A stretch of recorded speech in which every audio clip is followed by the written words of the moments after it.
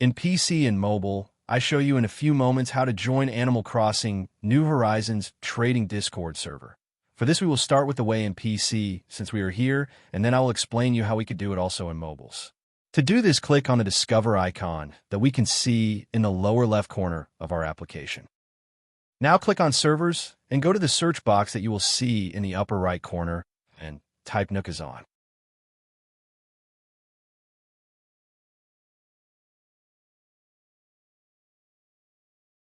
Now click on the server we are looking for, and then click on the Join button at the top of our Discord application.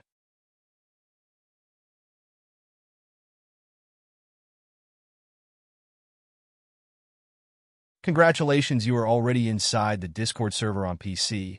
On mobiles, it is quite likely that you cannot do this same process, as it does not usually show the option to discover. That's why I'll leave a link to access to this server in the description of this video. Simply access the description and click on it, and thereby automatically access the Discord server without doing anything else. Please give a like to this video, comment, and subscribe. Until the next one.